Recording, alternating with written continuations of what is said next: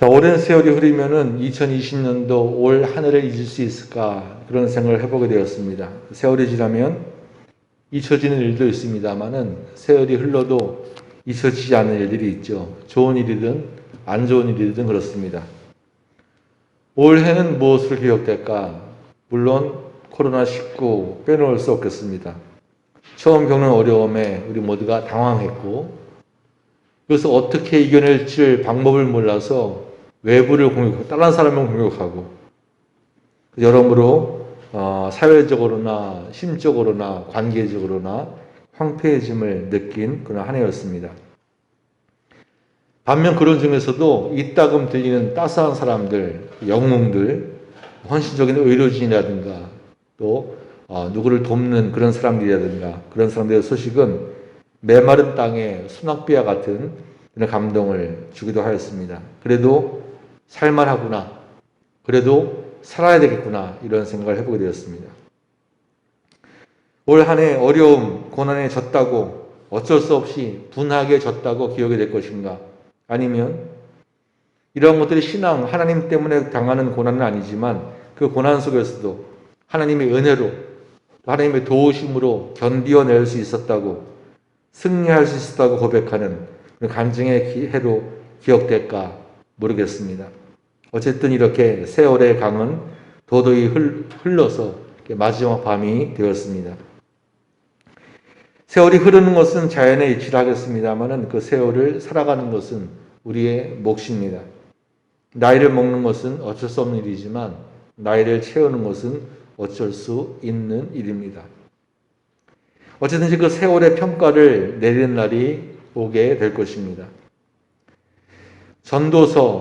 전도자가 지은 성경, 전도자가 누구냐? 솔로몬을 얘기하고 있습니다. 솔로몬은 성경에서 가장 유명한 사람이면서 참으로 파란만장한 삶을 산 그런 사람이라고 볼 수가 있습니다.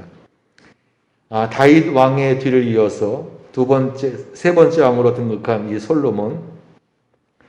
솔로몬의 이복형인 아도니아라고 하는 사람이 내가 왕이 되겠다 선언하면서 나선 상태에서 왕권을 두고 형과 아우 간에 투쟁이 벌어졌고 결국 나단 손질을 통하여서 솔로몬이 하나님의 뜻으로 겨우 왕이 될 수가 있었습니다.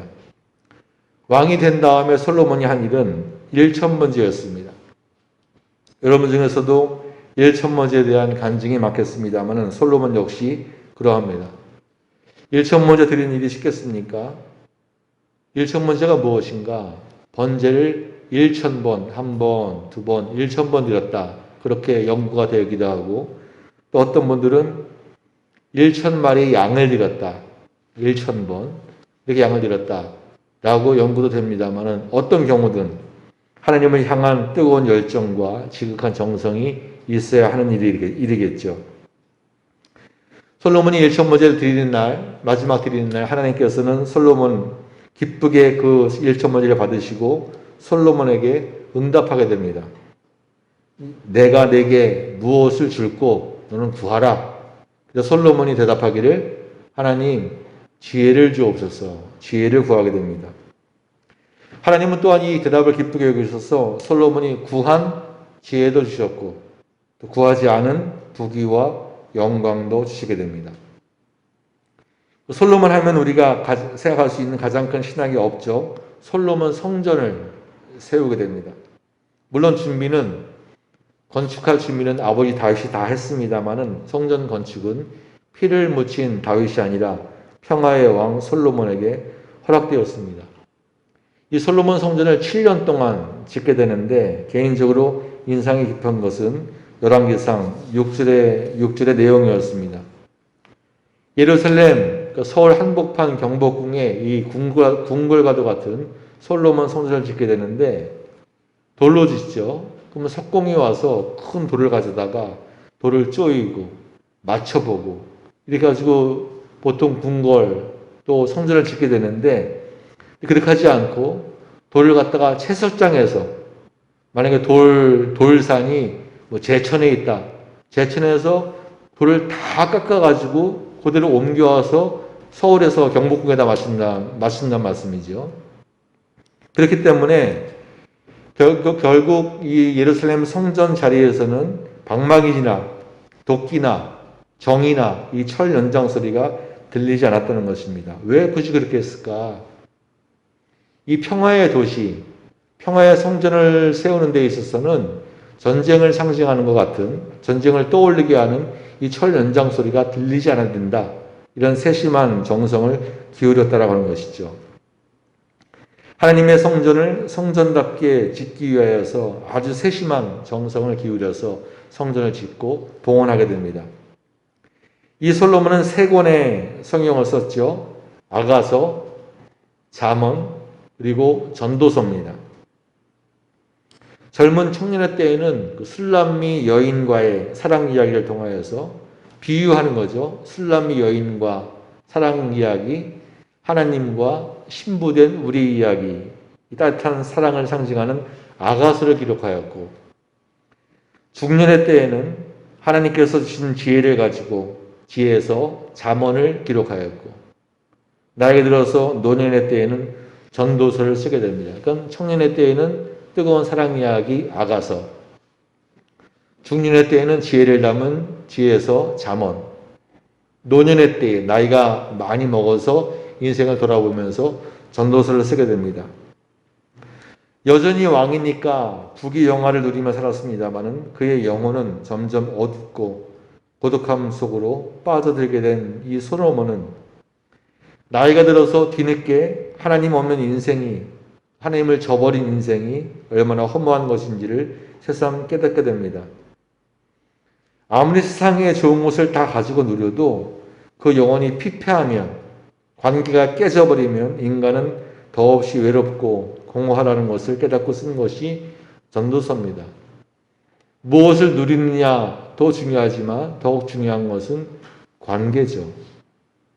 부부지간에 옷을 선물하고 차를 선물하고 할 수가 있습니다. 좋은 일이죠. 그러나 두 번의 관계가 깨어져서 마음이 상해 있다. 그러면 그 아무리 좋은 차, 좋은 옷도 위로가 되지 못하죠.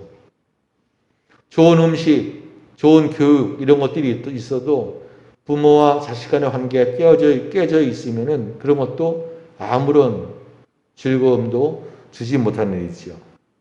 그러니까 중요한 것은 관계에 있습니다. 관계.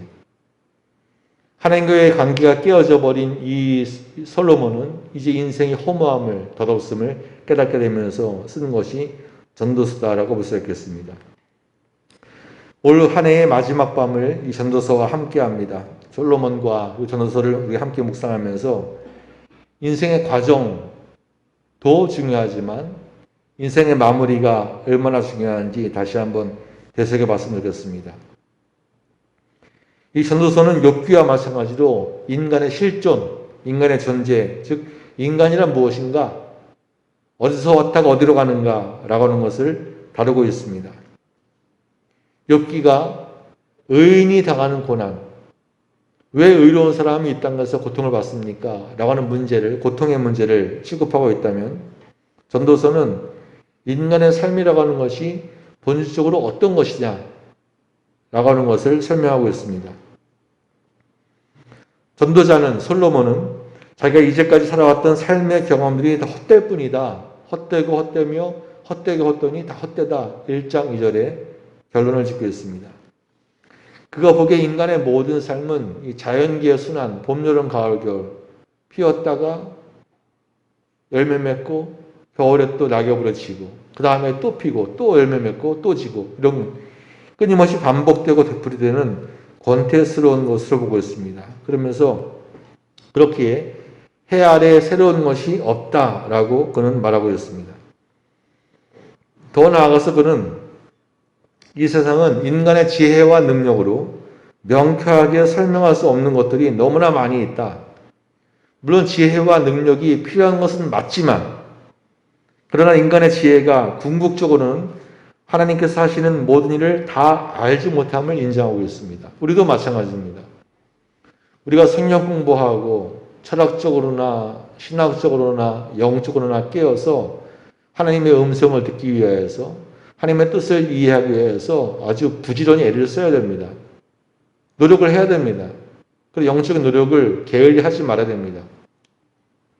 그러나 그런 노력과 함께 또 한편으로는 우리가 아무리 노력하여도 하나님의 그 무한하신 지혜를 다 이해할 수는 없다라고 하는 인간의 연약함, 한계도 인정을 해야 됩니다. 그래서 내가 아는 길, 아는 믿음의 길만 걸어가는 것이 아니라 내가 모르는 것, 알지 못할 때, 모를 때 부르실 때도 있단 말씀이죠. 하나님께서. 내가 이해가 안 가고 동의가 안 되고 믿음이 없어 믿지를 못했을 때에 하나님께서 우리를 부르실 때에 어떻게 하겠는가, 이 숙제를 우리가 안고 있는 것이죠. 인간의 헛된 삶과 지혜의 한계를 말하면서도 전도서는 솔로몬은 헛될 뿐인 삶을 포기하거나 세상을 등지라라고 말하지는 않습니다. 오히려 그는 사람이 먹고 마시며 수고하는 가운데서 심령으로 낙을 누리는 것보다 더 나은 것이 없다. 심령 즐거움, 기쁨 누리는 것이 참 좋다라고 말하고 있습니다.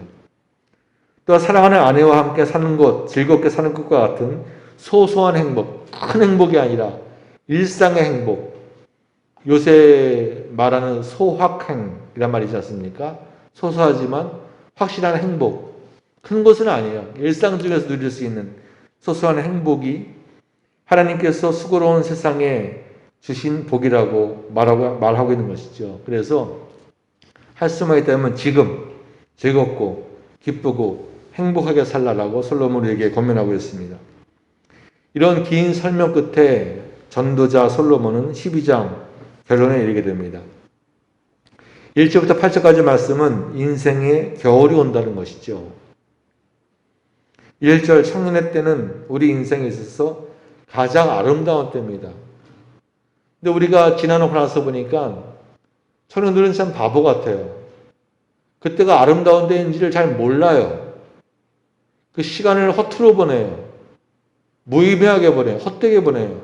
참 아름다운 때인데, 아름다운 때 추하게 보내는 것 얼마나 안타까운 일이겠습니까? 아름다운 때가 청년의 때이지만 그러나 이 청년의 때에 우리가 잊지 말고 멍심해야 할 것을 솔로몬은 두 가지로 결론을 맺게 됩니다. 첫째는 청년의 때는 영원하지 않다는 것이죠. 곧 곤고한 날이 이르게 된다는 것입니다. 그때가 되면은 이제 내 인생에는 아무런 낙이 없구나라고 탄식하게 된다는 것입니다. 그러니 하나님께서 우리에게 젊음을 주셨을 때, 건강을 주셨을 때 생에 대한 애착을 가지고 기쁘고 즐겁게 살라는 것입니다. 여러분 인생에서 언제 제일 젊었습니까? 지금이 가장 젊은 거 아니겠어요? 앞으로 늙어갈 뿐이지 않습니까? 내 인생에서는 지금이 가장 젊은 것이죠. 그 젊은 시간에 짜증내면서 지지부게 살지 말고, 시간만 허무하게 보내지 말고 기회가 있을 때 즐겁게, 지금 즐겁게 살라고 말하고 있습니다. 그러면서 두 번째, 그때에도 너의 창조자를 기억하라라고 솔로몬은 말하고 있습니다. 젊음에 도취되어서 인생의 즐거움을 누리느라고 우리를 창조하시는 하나님을 잊어서는 안 된다는 말씀입니다.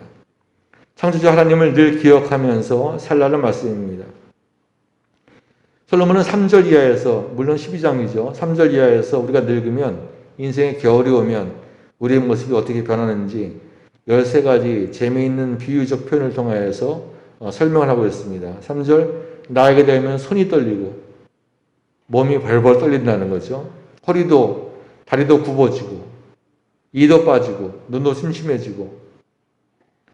4절, 문 닫으면 길거리 소리가 잘 안 들리듯이 나에게 들면은 귀가 어두워지고 맷돌 소리가 적어진다. 소화가 잘 안 나는 그 재미있는 표현이죠. 또 신경이 예민해져서 새 소리만 들어도 깜짝깜짝 놀라서 깬다고 합니다.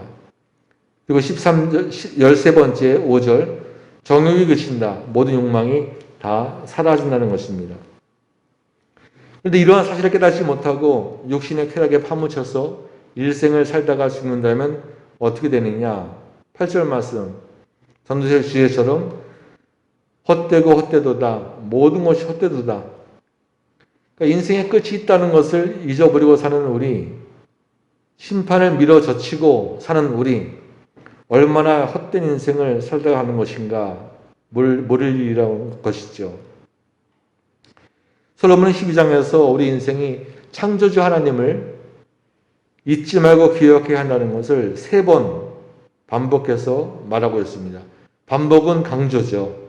중요한 점이죠. 첫 번째 1절, 청년의 때에 창조주 하나님을 기억하라. 두 번째 2절, 인생의 겨울이 오기 전에 그리하라. 즉 창조주 하나님을 기억하라. 세 번째 7절, 죽기 전에 창조주 하나님을 기억하라고 반복해서 말하고 있습니다. 그러면서 9절부터 12절, 그러할 때에 인생이 헛된 것처럼 느껴질 때에 성경은 인생의 목적을 밝혀준다라고 일깨워주고 있습니다. 인생은 참 헛된 것, 그런 것 같지 않으세요? 인생은 참 헛되다, 부질없다. 그렇게 느껴질 때 성경은 인생의 목적을 밝혀준다라고 일깨워주고 있습니다. 9절 솔로몬은 하나님께 지혜만을 구했습니다. 솔로몬이 우리에게 기록해 주신 이 전도서 말씀은 아름답고 정직한 진리의 말씀이었습니다. 11절 찌르는 채찍 같고 스승의 말씀들은 잘 박힌 못 같아서 우리가 요동치 흔들리지 않게 진리 위에 옳은 위에 박아주는 잘 박힌 못과도 같은 그런 말씀이었습니다. 근데 솔로몬은 12절에서 지혜에 관하여서 한 가지 주의를 주고 있습니다. 공부하지 말라는 것은 아니죠. 세상 사람들이 아무리 책을 많이 짓고 또 우리가 그 책을 가지고 아무리 많이 읽고 공부를 해도 그 책과 세상의 지혜 가지고는 인생의 목적을 제대로 깨달을 수 없다라고 하는 것이죠. 인생의 복잡한 문제들을 세상의 학문을 가지고 어떻게 해결할 수 있겠습니까? 길은 오직 한 가지밖에 없습니다. 하나님의 말씀인 성경, 이 하나님의 말씀을 사랑하고 부지런히 묵상할 때에 우리 인생이 왜 사는지, 아니 우리라고 이렇게 뭉뚱그려서 얘기하지 맙시다.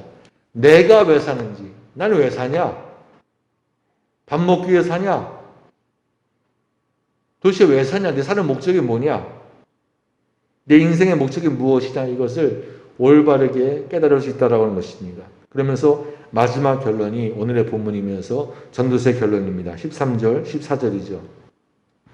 좀 더 구체적으로 우리 인생의 본분과 삶의 목적이 무엇인지를 설명하고 있습니다. 13절, 이래 결국 이 모든 것들 헛될 뿐인 인생, 누리고 즐겁게 살아도 결국은 헛될 뿐인 인생, 이것을 다 들었으니 하나님을 경외하고 그의 명령을 지킬지어다. 이것이 모든 사람의 본분이라는 말씀입니다. 첫 번째, 여호와를 경외하라. 두 번째, 하나님의 명령을 지키라고 하는 것이죠. 여기에서 인생의 의미가 생겨난다고 하는 것이죠.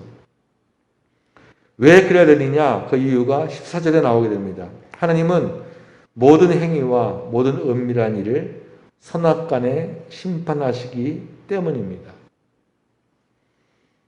여러분, 하나님의 심판이 있습니다. 선악간에 아무것도 아닌 것처럼 흐지부지 되지는 않습니다.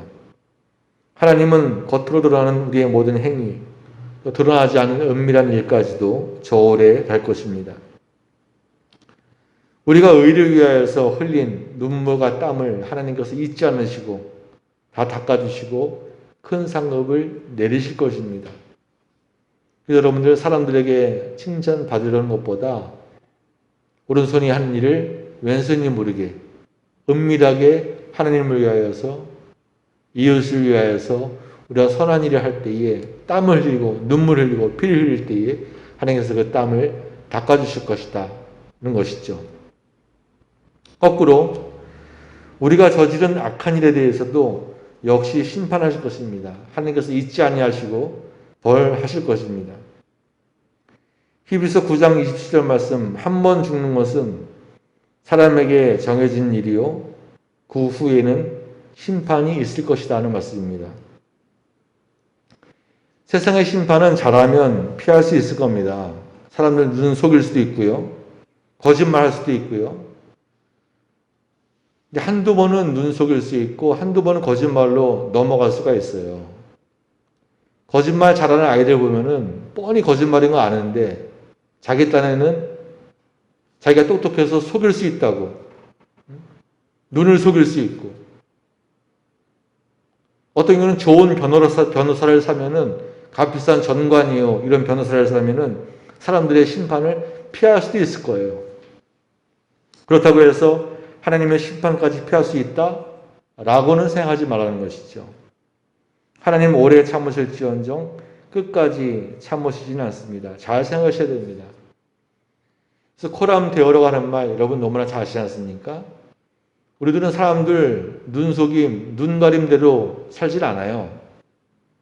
비록 잘 안 돼도 하다가 실수하고 넘어질 수도 있으나 그러나 마음의 지향, 마음의 그런 방향만큼은 하나님을 향하였다. 그래서 코람되어 하나님의 눈앞에 하나님의 심장 앞에 살자 이 말 아니겠습니까?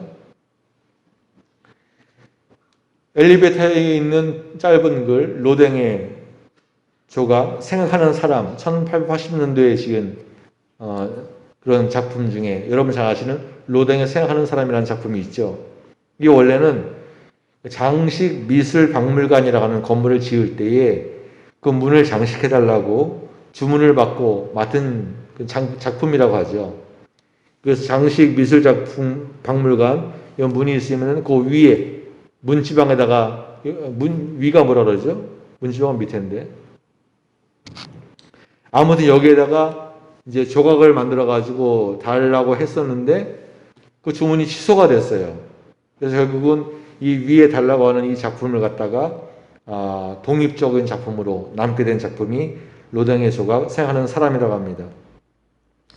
로댕은 그 주문을 받고 나서 단테의 신곡 지옥편에 나오는 지옥의 문을 떠올리면서 이 조각품을 구상하게 됩니다.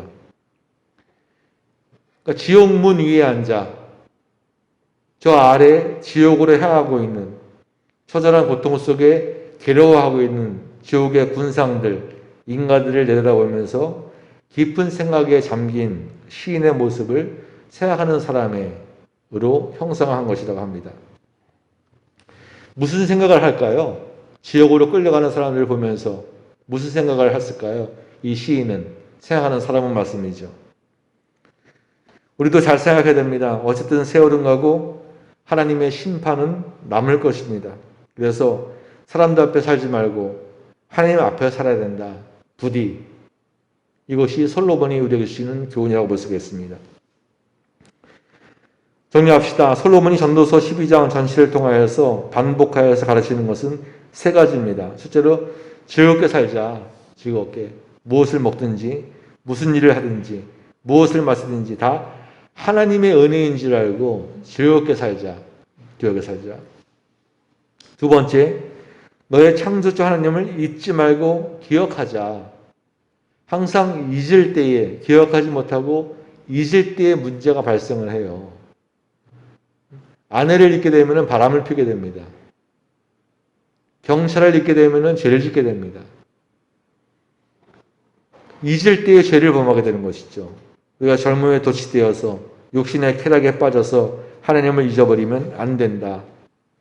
늘 하나님으로 충만한 우리가 되자. 우리의 마음을 그리스도 예수님으로 충만하게 채우자는 말씀입니다.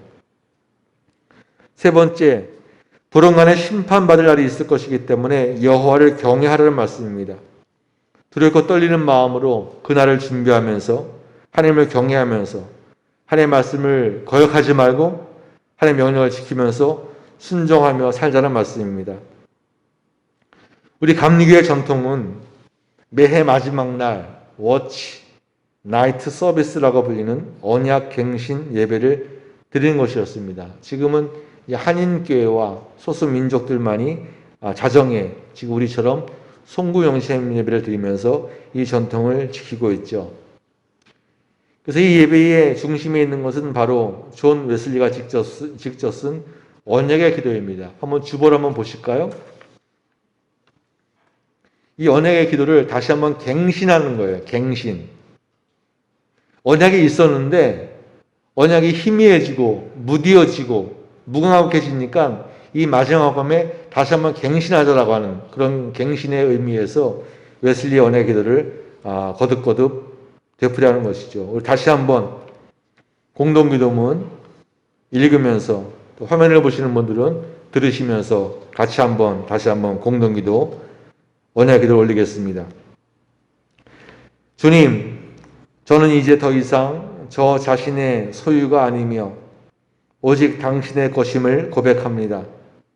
당신이 원하신다면 어떤 처지에 놓이거나 누구와 함께 있어도 좋습니다.